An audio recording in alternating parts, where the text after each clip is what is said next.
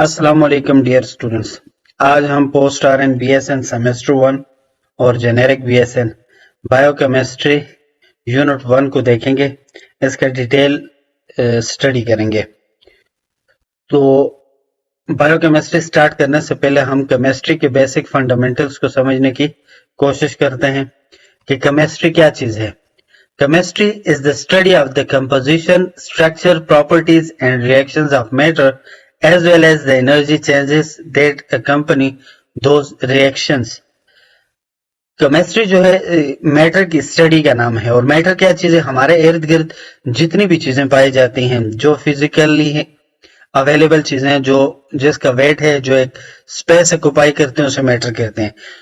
वो चीज किन चीजों से बनी हुई है, कंपोजिशन क्या है, उसकी स्ट्रक्चर क्या है, उस चीज की प्रॉपर्टी क्या है और किन रिएक्शंस के बेस पे बनी है, उसकी स्टडी को हम कहते हैं जी केमिस्ट्री। और केमिस्ट्री की इंपॉर्टेंस क्यों है हमारी लाइफ में? हम देखते हैं मेडिसिन, सारी मेडिसिन जो हैं केमिस्ट्री बेस्ड हैं। जो हम देखते हैं एग्रीकल्चर, पेस्टिसाइड्स, यूरिया, बाकी चीजें, ये सारी केमिस्ट्री बेस्ड हैं। एनर्जी सोर्सेज, एनर्जी जो हम एक जगह से दूसरी जगह लेके जाते हैं, मेनली इसमें केमिस्ट्री इन्वॉल्व है।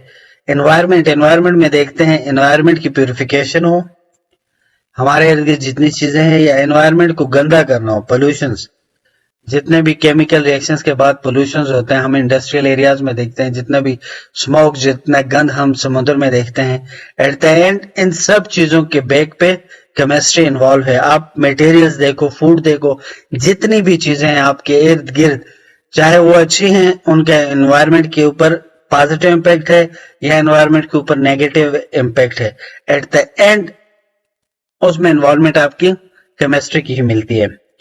तो देखते हैं जी basic concept of matter and structure.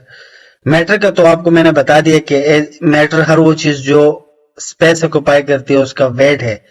और ये किन किन कंडीशंस में पाई जाती है? सॉलिड कंडीशंस में जितनी भी चीजें आप अपने इर्द गिर्द देखते हो, लिक्विड फॉर्म में, गैस फॉर्म में, प्लाज्मा फॉर्म में। सॉलिड चीजें क्या है? जितनी भी कंपैक्ट चीजें हैं, कॉम्पैक्ट, जिनके मॉलिक्यूल्स करीब करीब होते हैं, उसे हम कहते हैं जी सॉलिड। जिनके मॉलिक्यूल जरा से और दूर होते हैं लिक्विड, और जिनके मॉलिक्यूल्स या एटम्स ज्यादा दूर होते हैं, बहुत गैप होते हैं, उसे हम गैस फॉर्म में, उस मैटर को हम गैस कहते हैं। तो एटॉमिक स्ट्रक्चर क्या है? मैटर एटम से मिलकर बनता है। और एटम का स्ट्रक्चर क्या है? Atom are the basic unit of matter. Matter का जो बेसिक यूनिट है उसे हम एटम कहते हैं। और they consist of a nucleus containing, इसमें न्यूक्लियस है जिसमें प्रोटॉन्स पाए जाते हैं और प्रोटॉन्स पॉजिटिवली चार्ज होता है, एंड न्यूट्रॉन्स न्यूट्रली चार्ज होता है, और सराउंडेड बाय इलेक्ट्रॉन्स भी नेगेटिवली चार्ज होता है, जो एनर्जी शेल्स, एनर्जी लेवल्स के इर्द गिर्द घूमता रहता है। जितनी भी बॉन्डिंग होती है वो इसके डिपेंडेंट होती है। जितनी भी केमिकल बॉन्डिंग होती है वो इलेक्ट्रॉन के रिसीविंग या इलेक्ट्रॉन के रिसीव हो रहा होता है या इलेक्ट्रॉन डोनेट हो रहा होता है। तो ये सारा हम इसको एटम का स्ट्रक्चर कहते हैं। प्रोटॉन्स क्या है जी? प्रोटॉन्स पॉजिटिवली चार्ज पार्टिकल्स हैं found in the nucleus. The number of protons determines the elements identity and it is called the atomic number. Atomic number हम किसे कहते हैं जी? प्रोटॉन की जो नंबर होता है, जो न्यूक्लियस के अंदर प्रोटॉन है, वो उसके जितना नंबर होता है उसको हम एटॉमिक नंबर कहते हैं। फिर है जी न्यूट्रॉन, जो मेन पार्टिकल है हमारे न्यूक्लियस में, जिसे हम न्यूट्रॉन कहते हैं। न्यूट्रल पार्टिकल है found in the nucleus of any atom that contribute to the mass of the atom. ये एटम का मास वेट बनाता है, and not its chemical properties, और इसकी कोई भी केमिकल प्रॉपर्टी न्यूक्लियस की नहीं होती। इलेक्ट्रॉन्स क्या चीज है जी? नेगेटिवली चार्ज पार्टिकल्स है जो ऑर्बिट द न्यूक्लियस के, जो ऑर्बिट है, जो शेल है, जो एनर्जी लेवल्स हैं इसके गिर्द, उसके गिर्द घूमता रहता है। जो जितनी भी बॉन्डिंग्स होती हैं वो इलेक्ट्रॉन्स के डिपेंडेंट होती हैं। सब एटॉमिक पार्टिकल्स एंड प्रॉपर्टीज अब देखते हैं। मास, प्रोटॉन्स एंड न्यूट्रॉन्स है approximately the same mass which is much greater than the electrons। जो वजन है, जो मास है प्रोटॉन और न्यूट्रॉन का अप्रोक्सीमेटली सेम ही होता है, और ये होता है जी 10⁻⁸ प्रोटॉन का। और जो इलेक्ट्रॉन है इसका होता है जी 10⁻⁻16। चार्ज कौन सा होता है जी? प्रोटॉन पे पॉजिटिव चार्ज होता है, इलेक्ट्रॉन पे नेगेटिव चार्ज होता है, और जो न्यूट्रॉन है ये तो न्यूट्रल ही रहता है। ये अक्सर एमसीक्यूज में भी आता है, ये आपने याद करना है। लोकेशन क्या है जी? लोकेशन क्या देखते हैं तो प्रोटॉन और न्यूट्रॉन न्यूक्लियस में पाए जाते हैं, और इलेक्ट्रॉन्स आपको ऑर्बिट शेल्स में या एनर्जी लेवल्स में आपको मिलते हैं। एटॉमिक नंबर की हमने पहले भी बात कर चुके हैं। जो न्यूक्लियस में प्रोटॉन्स का नंबर है उसे हम एटॉमिक नंबर कहते हैं। और मास नंबर किसे कहते हैं जी? प्रोटॉन का नंबर और न्यूट्रॉन के नंबर को जब हम कंबाइन करते हैं, एटॉमिक नंबर उसे कहा जाता है, जो कि न्यूक्लियस में पाए जाते हैं। प्रोटॉन और न्यूट्रॉन दोनों न्यूक्लियस में पाए जाते हैं। उन दोनों के नंबर्स को जब हम कंबाइन करते हैं तो उसे हम मास नंबर कहते हैं, और सिर्फ प्रोटॉन के नंबर को हम एटॉमिक नंबर कहते हैं। आइसोटोप्स क्या है जी? Atoms of the same element with different number of neutron. Isotope है the same atomic number but different mass numbers. Atomic number isotopes का सेम ही होता है, लेकिन मास नंबर सेपरेट होता है, क्योंकि प्रोटॉन जो होते हैं वो उनके नंबर्स डिफरेंट हो जाते हैं। जैसे कि हाइड्रोजन के जो आइसोटोप्स हमें मिलते हैं, प्रोटियम में ना तो प्रोटॉन होता है और ना न्यूक्लियस होता है। ड्यूट्रियम 2 को कहते हैं। ड्यूट्रियम मीन्स इसमें एक प्रोटॉन और एक न्यूट्रॉन होता है, और ट्रिटियम में आपको एक प्रोटॉन और 2 न्यूट्रॉन मिलते हैं। तो आइसोटोप्स सेम एलिमेंट होता है किसी भी एटम का, लेकिन उसमें न्यूट्रॉन्स का नंबर डिफरेंट होता है। ठीक है, फिर हम आगे चलते हैं जी एलिमेंट्स, मिक्सचर्स और कंपाउंड्स की तरफ। एलिमेंट्स क्या चीज है? एटम और एलिमेंट्स दोनों, एटम, एलिमेंट्स और कंपाउंड तीनों प्योर फॉर्म में होती है, और प्योर चीज इसे कहा जाता है। एलिमेंट की डिफिनेशन करते हैं हम। Elements are pure substances made up of only one type of atom. Element जो है एक ही टाइप के एलिमेंट से, एटम से बने होते हैं। They cannot be broken down further into simpler substances by chemical means. इनको मजीद किसी भी केमिकल मीन्स किसी भी बॉन्डिंग रिएक्शंस, किसी भी तरीके से इसको सिंपल सब्सटेंसेस में कन्वर्ट नहीं किया जा सकता। ठीक है, ब्रोकन डाउन भी नहीं किया जा सकता। ये बिल्कुल प्योर सब्सटेंसेस होते हैं। मीन्स अब अगर आप लोहे की एक प्लेट लेते हो, गोल्ड की एक प्लेट लेते हो, गोल्ड को आप जितना भी तोड़ फोड़ लो, माइन्यूट से माइन्यूट भी कर दोगे तो वो गोल्ड ही रहेगा। ठीक है जी। फिर पानी को जग में भरा हो या एक कतरा पानी हो, पानी ही रहेगा। एग्जाम्पल इसकी कॉमन एलिमेंट्स जो हमारे पास है, hydrogen, oxygen, carbon, nitrogen, iron sheets जो है। प्रॉपर्टीज क्या है जी? इनकी यूनिक फिजिकल प्रॉपर्टी होती है एलिमेंट्स की, और केमिकल प्रॉपर्टीज में सच एज मेल्टिंग पॉइंट है, इनका बॉइलिंग पॉइंट है, डेंसिटी एंड रिएक्टिविटी। ठीक है जी। आगे हम चलते हैं मिक्सचर्स क्या चीज है। मिक्सचर्स आर कॉम्बिनेशन ऑफ 2 और more substances that are physically mixed. जो एलिमेंट्स थे या कंपाउंड था वो केमिकली मिक्स्ड होते हैं, और जो मिक्सचर है ये फिजिकली मिक्स्ड होते हैं बट नॉट केमिकली combined या bind. The component of a mixture retain their individual properties and can be separated by physical means. कि मिक्सचर को हम फिजिकल मीन्स से सेपरेट कर सकते हैं। आगे देखते हैं, आपको इजीली समझ आ जाएगा। जैसा कि होमोजेनियस मिक्सचर्स हैं, होमोजेनियस मिक्सचर्स ये आल्सो नोन एज सॉल्यूशंस। जो सॉल्यूशंस बनाते हैं हम, जैसे कि साल्ट और वाटर का सॉल्यूशन बनता है, वो होमोजेनियस मिक्सचर है। उन दोनों को हम, उनकी फिजिकल प्रॉपर्टीज को, उनको हम फिजिकली सेपरेट कर सकते हैं। फिर हेट्रोजीनियस मिक्सचर्स हैं, वो मिक्सचर्स हैं जो नॉन यूनिफॉर्म कंपोजिशन से होते हैं। जैसे कि आप चना चाट खा रहे हो, उसमें कितने इंग्रेडिएंट्स मिक्स होते हैं, हर एक का टेस्ट सेपरेट रहता है, और उनको हम सेपरेट भी इजीली कर सकते हैं। और विजिबल डिफरेंसेस उनमें हम को देखने को मिलते हैं। ठीक है, सैलेड, सैंड एंड ग्रेवल और बहुत सारी ऐसी चीजें जो आपको देखने को मिलती हैं। कंपाउंड्स क्या चीज है जी? Compounds are substances composed of 2 or more different elements chemically bonded together in fixed proportions. They can only be separated into their constituent elements by chemical means. ये 2 या 2 से ज्यादा एलिमेंट्स से बना होता है कंपाउंड, केमिकली बॉन्डेड होता है, फिजिकल नहीं केमिकल बॉन्डेड होता है, और एक फिक्स्ड प्रोपोर्शन होता है।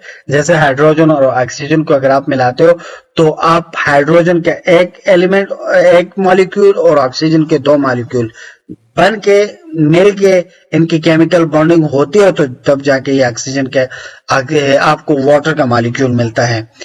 And they can only be separated into their constituent elements by chemical means, chemical reactions के जरिए हम इनको सेपरेट कर सकते हैं। फॉर्मेशन कैसे होती है जी कंपाउंड्स की? Compounds are formed through chemical reactions where atoms of different elements combine to form new substance with unique properties. जैसे कि हम पानी की मिसाल लेते हैं, हाइड्रोजन की प्रॉपर्टीज लेते हैं, ऑक्सीजन की लेते हैं, लेकिन जब पानी बनेगा, जो एक नया कंपाउंड बनेगा, उसकी प्रॉपर्टीज इन दोनों जो उसके एलिमेंट्स हैं उन दोनों से डिफरेंट होंगी। Chemical compounds have distinct physical and chemical properties that differ from those of their constituent element. जैसा कि for example water is a compound with different properties than hydrogen and oxygen. आगे देखते हैं जी, हम की डिफरेंसेस देखते हैं एलिमेंट्स और कंपाउंड्स में क्या की डिफरेंसेस हैं। Elements consist of only one type of atom while compound consists of two or more different type of atoms chemically bonded together। दोनों ही एलिमेंट्स तो एक ही टाइप के एटम से बना होता है, जबकि कंपाउंड डिफरेंट टाइप के एटम्स या एलिमेंट्स से बना होता है, लेकिन दोनों ही पेयर फॉर्म में बने होते हैं और केमिकली बॉन्डेड होते हैं। ठीक है। मिक्सचर्स एंड कंपाउंड्स, मिक्सचर जो है फिजिकली कंबाइंड सब्सटेंसेस को कहा जाता है और कंपाउंड केमिकली कंबाइंड सब्सटेंसेस को कहा जाता है। मिक्सचर जो है फिजिकली सेपरेट हम इजीली कर सकते हैं और कंपाउंड्स को सेपरेट करने के लिए केमिकल रिएक्शंस करने पड़ते हैं। बाय केमिकल मींस इनको हम सेपरेट करते हैं। फिर केमिकल बॉन्डिंग, अब हम देखते हैं जी, जो एलिमेंट्स हमने देखे थे प्रीवियस स्लाइड में, वो एलिमेंट्स किस तरह से केमिकल रिएक्शन या बॉन्डिंग करके कंपाउंड बनाते हैं। Chemical bonding involve the attraction between atoms that lead to the formation of chemical compounds. It occurs through the sharing, gaining or losing of electrons between atoms। Atom के गिर्द जो electrons होते हैं वो या तो शेयर करके एक नया मॉलिक्यूल बनता है, एक नया कंपाउंड बनता है, या वो उसको गेन करके या लूज करके कैटायन या एनायंस वाले फार्मूले पे एक नया कंपाउंड बनता है। ठीक है। टाइप्स कौन कौन से हैं जी? Covalent bond, covalent bond formed by the sharing of electron pairs between atoms। यह इलेक्ट्रॉन पेयर शेयरिंग से होती है। जो आउटर शेल पे जो एनर्जी लेवल पे जो इलेक्ट्रॉन्स मूव कर रहे होते हैं उनकी शेयरिंग से, ये क्या कोवेलेंट बॉन्ड उनकी शेयरिंग से होता है between non metal atoms. Non metal atoms में कोवेलेंट बॉन्ड बनता है, मेटल्स के साथ नहीं बनता covalent bond. Example include water formation, methane और ऑक्सीजन। ठीक है। फिर हमारे पास नेक्स्ट है जी ionic bonds. Ionic bonds form by the transfer of electrons from one atom to another result in the formation of ions. ये जो आउटर शेल पे अवेलेबल इलेक्ट्रॉन होता है वो मींस लॉस हो जाता है, एक एलिमेंट से लॉस हो जाता है और एक एलिमेंट उसको गेन कर लेता है। ठीक है। Example include table salt, sodium, अपना जो सोडियम के लास्ट शेल पे एक इलेक्ट्रॉन होता है और क्लोरीन के लास्ट शेल पे 7 इलेक्ट्रॉन होते हैं। अब सोडियम 7 को तो एक के साथ 7 इलेक्ट्रॉन ले तो नहीं सकता, वो अपना लास्ट शेल में से एक इलेक्ट्रॉन को डोनेट कर देता है, लॉस कर जाता है, फिर सोडियम क्लोराइड बनता है। ठीक है। ये मेटल और नॉन मेटल एटम्स के दरमियान ये रिएक्शंस होता है आयोनिक बॉन्ड का, जैसा कि sodium chloride, potassium chloride, magnesium oxide. फिर मेटालिक बॉन्ड्स आता है हमारे पास। Metallic bonds found in metals and alloys involve a sea of delocalized electrons shared between metals atoms, allows to conduct electricity and heat efficiently। फिर जी properties of chemical bonds. Chemical bonds की क्या क्या properties हैं? ये जो अभी हमने 3 तरीके की केमिकल बॉन्डिंग पढ़ी, इनकी प्रॉपर्टीज क्या क्या है? Strength, number 1, covalent bonds are generally stronger than ionic bonds while metallic bonds are variable in strength. फिर सेकेंड है जी melting and boiling points. Covalent compounds typically have lower melting and boiling points compare to ionic compounds। Solubility, ionic compounds tend to be soluble in water while covalent compounds may be soluble or insoluble depending on their polarity। Solubility में आप देख लो ना, sodium chloride water में mix हो जाता है। Sodium chloride क्या है, पोटेशियम क्लोराइड क्या है, आयनिक बॉन्डिंग के जरिए आयनिक कंपाउंड है ये।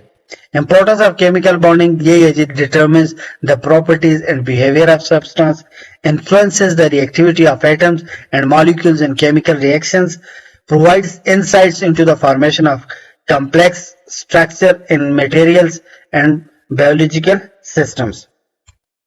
नेक्स्ट अब हम देखते हैं जी कि टाइप्स ऑफ केमिकल रिएक्शंस कौन कौन से हमारे पास जितने भी हैं।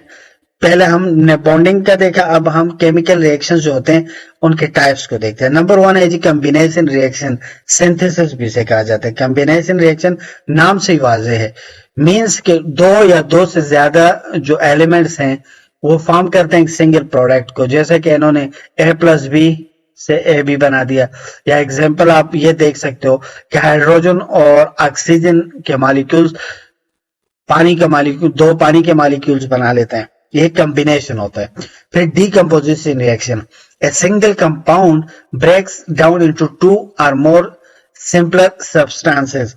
जैसे ए बी को, जो प्रीवियस वाले को आप रिवर्स करोगे, ए बी को ए और बी में कन्वर्ट कर दे, या इसी को आप वाटर मॉलिक्यूल को आप डीकम्पोज करोगे तो दो वाटर मॉलिक्यूल को डीकम्पोज करोगे तो आपके पास 4 हाइड्रोजन के मॉलिक्यूल्स आ जाएंगे और 2 ऑक्सीजन के मॉलिक्यूल आ जाएंगे। फिर सिंगल रिप्लेसमेंट reactions है, a more reactive element displaces a less reactive element in a compound, resulting in the formation of a new compound and a different element. General form आप देख लो A+BC, AC and plus BC, means single replacement होती है, कोई एक element replace हो जाता है। जैसा कि जिंक और कॉपर सल्फेट में जिंक सल्फेट बन जाता है प्लस कॉपर डिस्प्लेस हो जाता है। फिर डबल रिप्लेसमेंट हम देखते हैं जी, positive ions in two ionic compounds exchange places resulting in the formation of 2 new compounds. Generally means जैसे इन्होंने AB+CD फिर AD+CB बन गया। डबल रिप्लेसमेंट, दो एलिमेंट्स एक दूसरे को रिप्लेस कर जाते हैं, जैसे कि आप इस एग्जाम्पल में देख सकते हो। कंबशन रिएक्शन है जी, rapid reactions involving oxygen typically producing heat and light, commonly involve hydrocarbons reacting with oxygen to produce carbon dioxide and water. Combustion जो एंड प्रोडक्ट होगा वो आपको एक कार्बन डाइऑक्साइड लाजमी मिलेगा, जैसे कि यहाँ पे मीथेन और ऑक्सीजन के दरमियान रिएक्शन हुआ, कार्बन डाइऑक्साइड और पानी बन गया। नेक्स्ट है जी हमारे पास जो slide, redox reaction. Redox reaction क्या है, ये डबल मींस के इनमें ऑक्सीडेशन और रिडक्शन एट ए टाइम दोनों प्रोसेसेस होते हैं, और बाज़ औकात एक होता है बाज़ औकात दूसरा होता है। ऑक्सीडेशन किसे कहते हैं, ऑक्सीडेशन मींस ऑक्सीजन के एडिशन, और रिडक्शन कहते हैं जी रिमूवल ऑफ ऑक्सीजन। ऑक्सीडेशन को अगर हम ज्यादा डिटेल में देखें तो हम लॉस ऑफ इलेक्ट्रॉन करते हैं इसमें, increase in the oxidation state, addition of oxygen, removal of hydrogen. और रिडक्शन में क्या होता है, gain of electron, decrease in the oxidation state, removal of oxygen, addition of hydrogen. अब ये देख लें आप, सोडियम और क्लोरीन, इनका सोडियम और क्लोरीन का जब केमिकल रिएक्शन होता है, जो सोडियम क्लोराइड बनता है, लॉस ऑफ इलेक्ट्रॉन हो रहा होता है एक पॉइंट पे, सोडियम क्या कर रहा होता है, इलेक्ट्रॉन लॉस कर रहा होता है, और क्लोरीन क्या कर रहा होता है, इलेक्ट्रॉन गेन कर रहा होता है।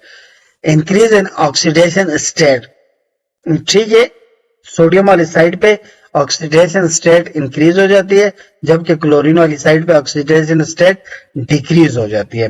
फिर इस तरह से आप सल्फर डाइऑक्साइड और ऑक्सीजन का जब केमिकल रिएक्शन होता है, इसमें ऑक्सीजन ऐड हो जाएगी, जब इनके केमिकल रिएक्शन में कार्बन डाइऑक्साइड और ऑक्सीजन का मॉलिक्यूल बनेगा, एडिशन ऑफ ऑक्सीजन हो जाएगी और रिमूवल ऑफ ऑक्सीजन हो जाएगी।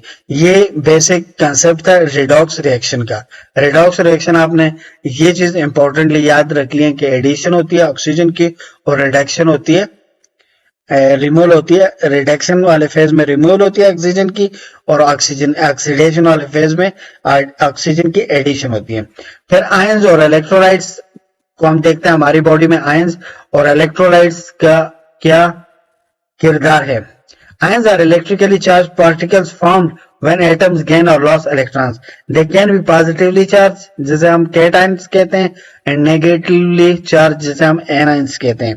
रोल इसके क्या है जी, हमारे बायोलॉजिकल सिस्टम में ions are essential for numerous biological process including nerve conduction, muscle contraction, enzyme function and maintaining cell membrane potential. ऐसे हम आगे डिटेल में भी देखते हैं। नर्व कंडक्शन का क्या मतलब है? नर्व कंडक्शन का यही मतलब है, जब आपको कोई हाथ टच करेगा, आपकी आंखें बंद भी हो तो आपको एकदम पता चल जाता है। ये क्या होता है?